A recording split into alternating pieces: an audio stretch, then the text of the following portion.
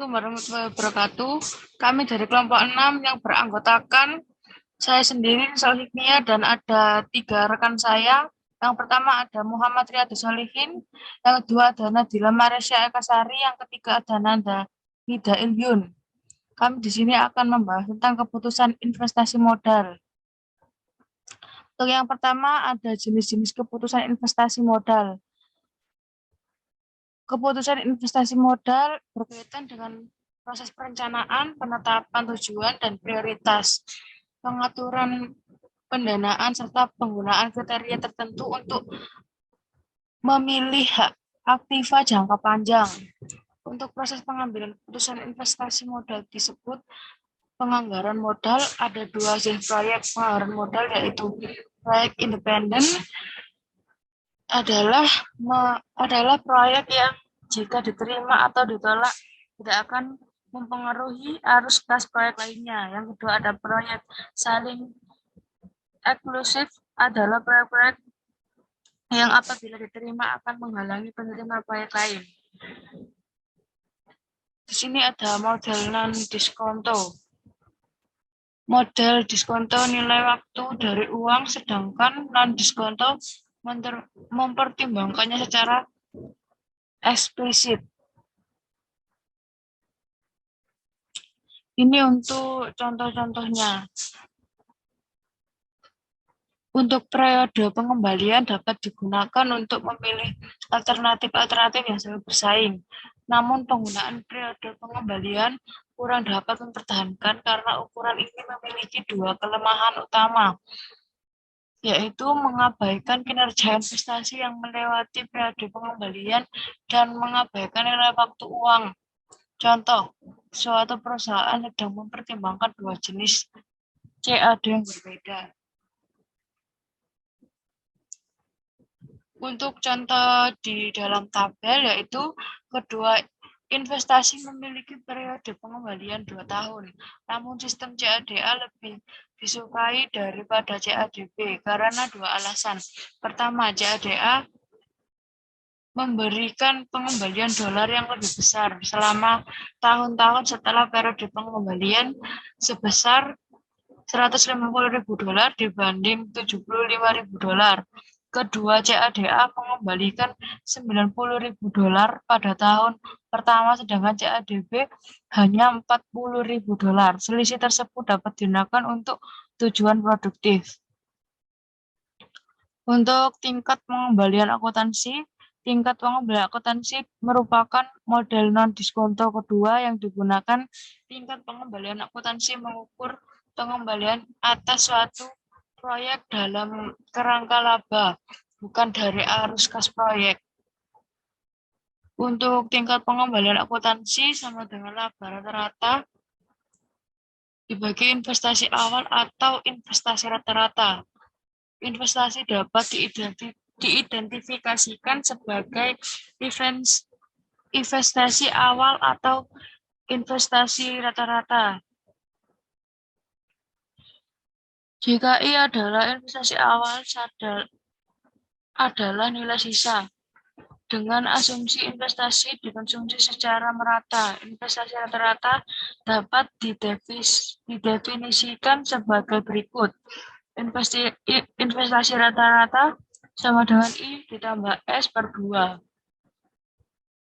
Untuk contoh-contohnya ada di bawah ini.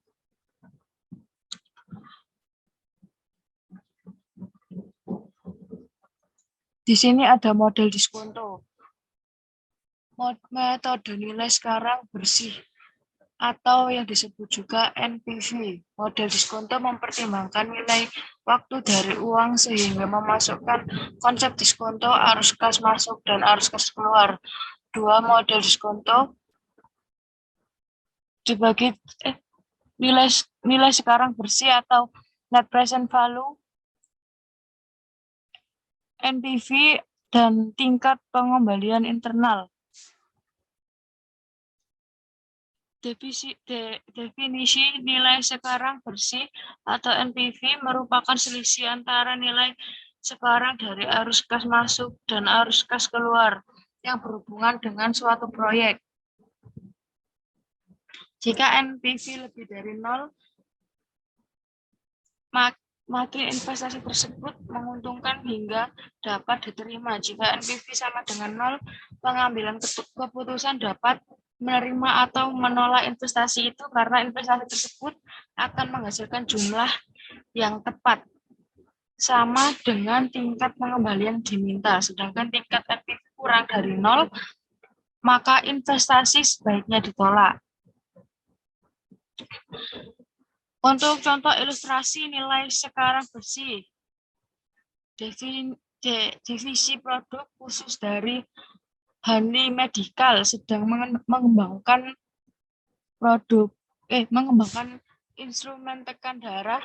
Manajer pemasaran tertarik dengan prospek produk tersebut setelah menyelesaikan suatu penelitian pasar secara mendalam yang mengungkapkan pendapatan tahunan diharapkan $300.000. Peralatan untuk membuat instrumen membutuhkan biaya $320.000. Siklus hidup produk 5 tahun. Setelah 5 tahun, peralatan dijual $40.000. Modal kerja diperkirakan bertambah $40.000. Beban operasional kas tahunan diperkirakan $180.000. Tingkat pengembalian yang diminta 12%. Haruskah Hanti Medical memproduksi instrumen baru tersebut? Untuk yang selanjutnya akan dijelaskan oleh rekan saya. Baik, untuk penyelesaian dari permasalahan tadi, di slide nomor 10, kita bisa lihat di tabel nomor 11 dan juga 12. Next slide.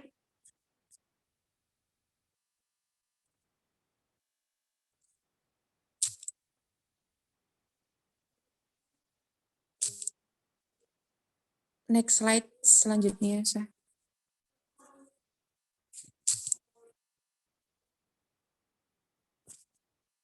Oke, untuk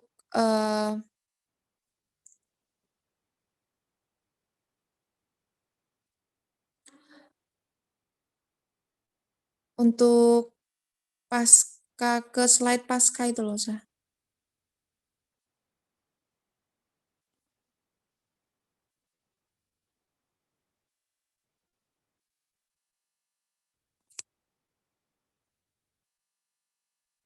Oke, untuk slide pasca audit proyek modal. Jadi pasca audit proyek modal ini merupakan analisisnya lebih lanjut terhadap proyek modal setelah proyek itu diimplementasikan. Jadi pasca audit itu membandingkan manfaat yang aktual dengan biaya operasional yang bisa diestimasi. Nah, pasca audit tadi itu digunakan untuk mengevaluasi hasil keseluruhan investasi dan mengusulkan tindakan perbaikan bila itu diperlukan. Itu pada slide pasca audit proyek modal. Slide nomor 15.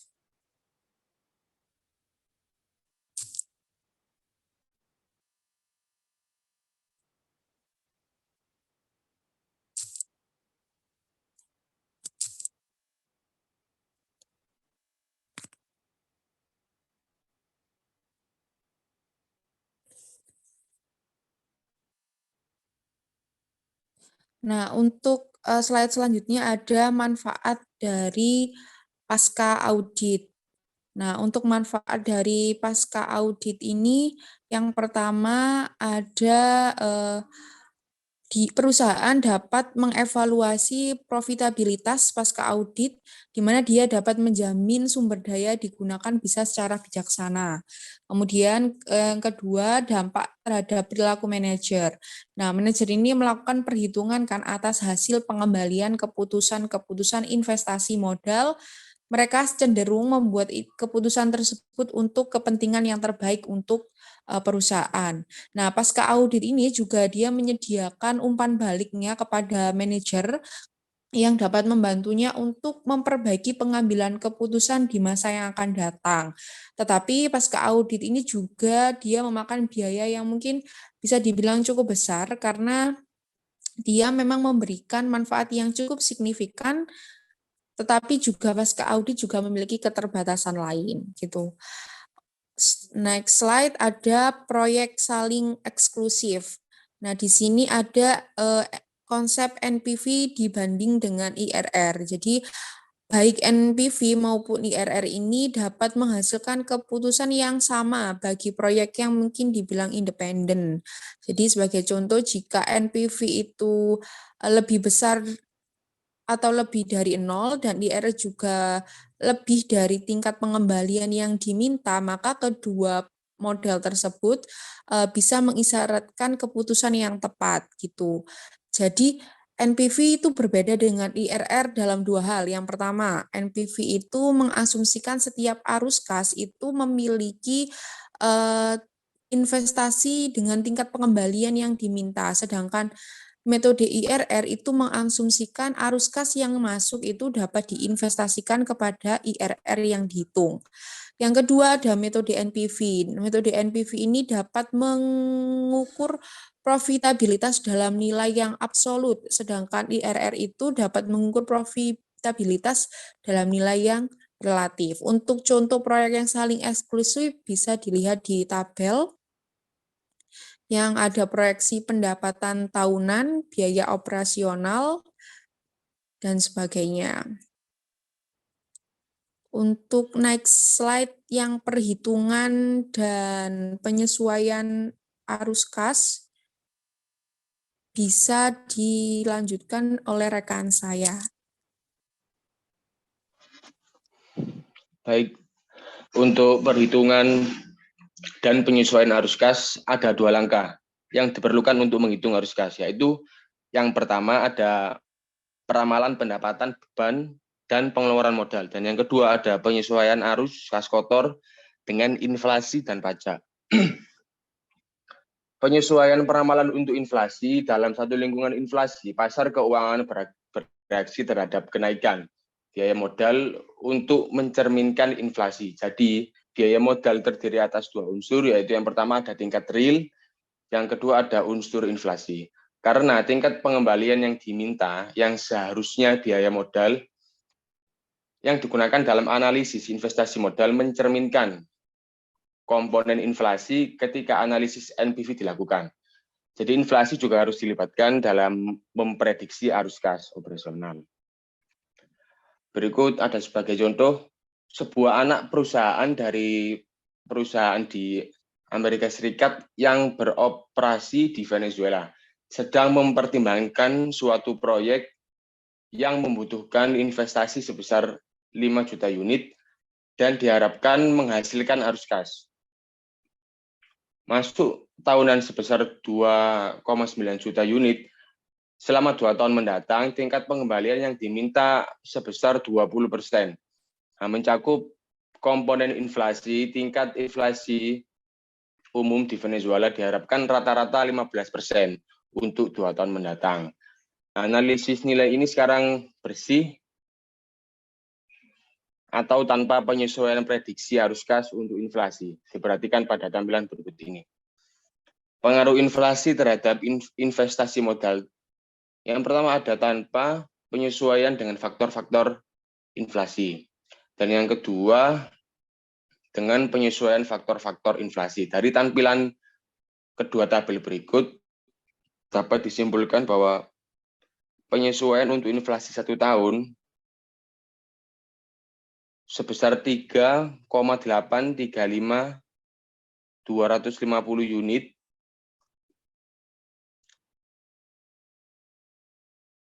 (1,15 dikali 1,15 dikali 2,9 juta Boliviar), penyesuaian untuk 2 tahun inflasi. Next, selanjutnya konversi arus kas kotor menjadi arus kas setelah pajak. Untuk menganalisis pengaruh pajak, arus kas biasanya dibedakan menjadi 2 kategori. Arus kas yang pertama ada arus kas keluar awal yang diperlakukan untuk mendapatkan aktivitas proyek dan arus kas masuk yang dihasilkan selama umur proyek.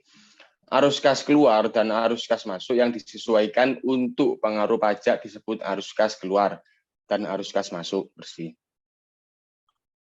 Yang pertama ada arus kas setelah pajak.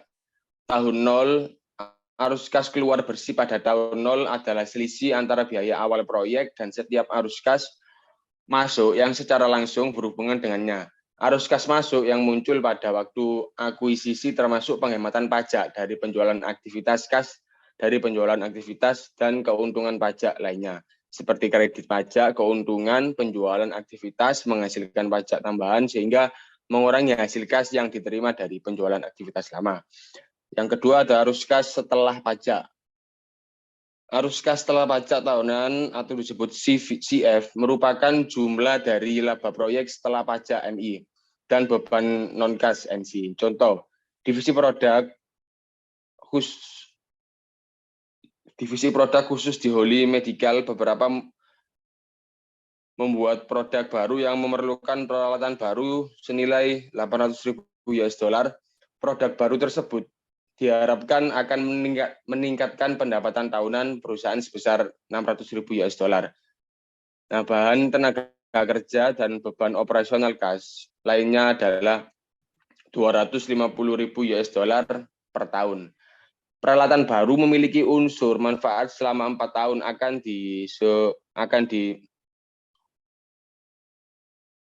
akan disesuaikan atas dasar garis lurus.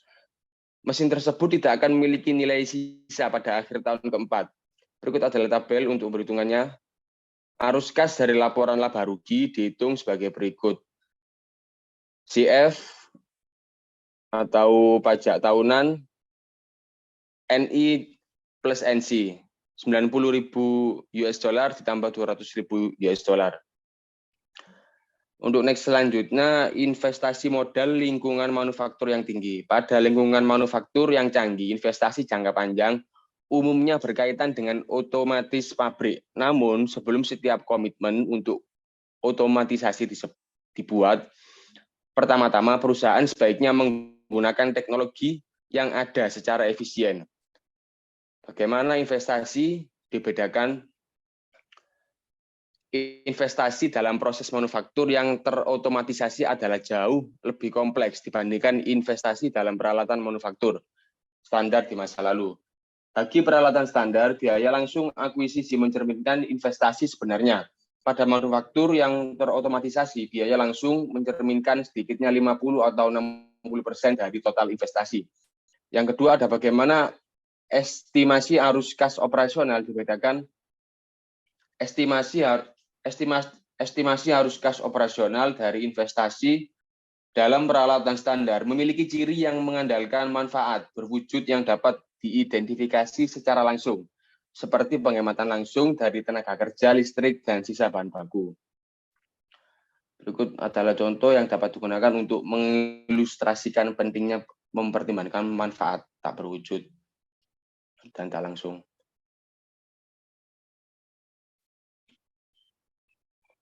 Nilai sekarang bersih adalah positif dan besar sehingga menandakan diterimanya FMS secara jelas. Akan tetapi hasil tersebut sangat bergantung pada pengakuan eksplisit dari manfaat tak berwujud dan manfaat tak langsung. Jika manfaat tersebut dihilangkan, maka total penghematan langsung adalah sebesar 2,2 juta US dollar dan NPV menjadi negatif. Berikut adalah hasilnya. Nilai sekarang bersih 5.570.000 US dollar. Berikut adalah data investasi manfaat langsung, tak berwujud, dan tak langsung. Untuk slide selanjutnya akan dijelaskan oleh rekan saya.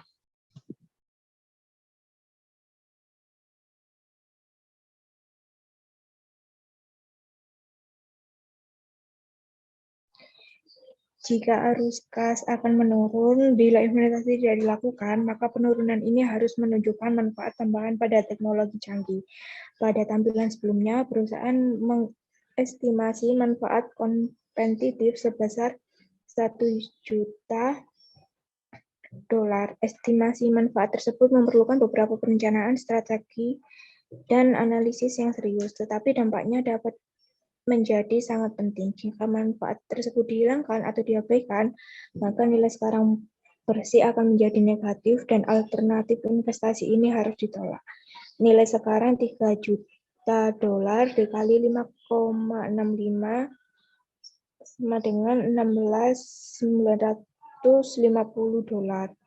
Sedangkan investasi 18 juta. Jadi nilai bersih sekarang 1.050.000 dolar. Next.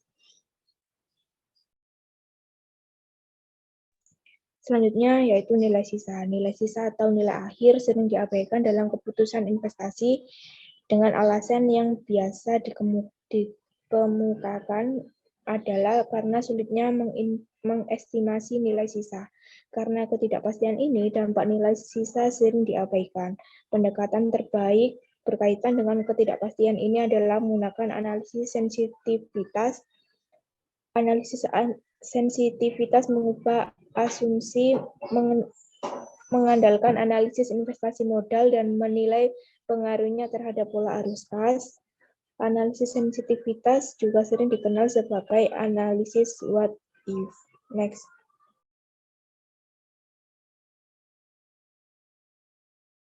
Selanjutnya, untuk mengilustrasikan pengaruh potensial dari nilai akhir, asumsikan arus kas operasional tahunan setelah pajak proyek yang ditunjukkan pada tampilan sebelumnya, yaitu 3,1 juta dolar, bukan 4 juta dolar. Nilai sekarang bersih tanpa nilai sisa adalah sebagai berikut. Nilai sekarang 3,1 juta dolar dikali 5,65 sama dengan 17,515.000 dolar. Sedangkan nilai investasi 18 juta, nilai bersih sekarang 485 juta dolar. Selanjutnya, tanpa nilai akhir, proyek akan ditolak. Namun, nilai sekarang bersih dengan nilai sisa sebesar 2 juta dolar merupakan hasil yang positif. Hal itu berarti investasi perlu dilakukan. Nilai sekarang 3.100.000 dolar dikali 5,65 sama dengan 17.515.000 rupiah. Nilai sekarang 2 juta dolar dikali 0,32 sama dengan 664. Sedangkan nilai investasi 18 juta, nilai bersih sekarang 159.000 rupiah.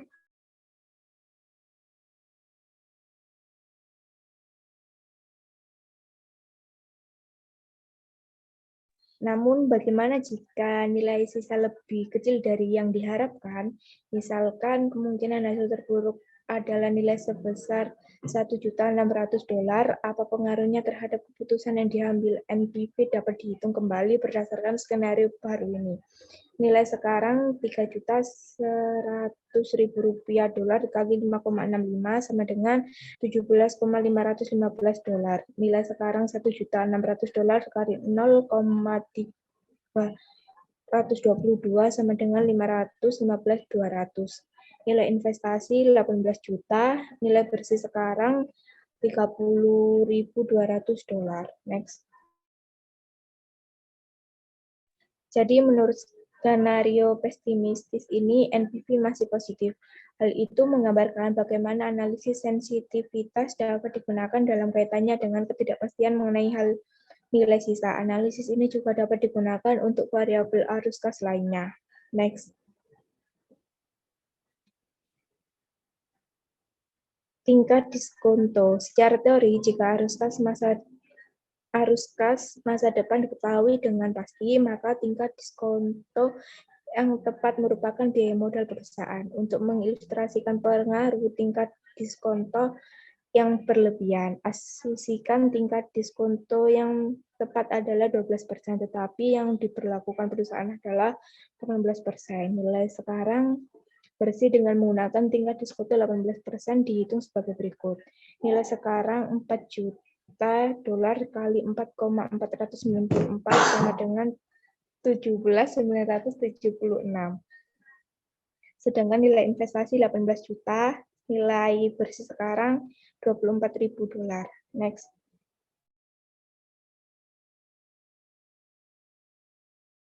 Sekian presentasi dari kelompok kami, kurang lebihnya mohon maaf. Wassalamualaikum warahmatullahi wabarakatuh.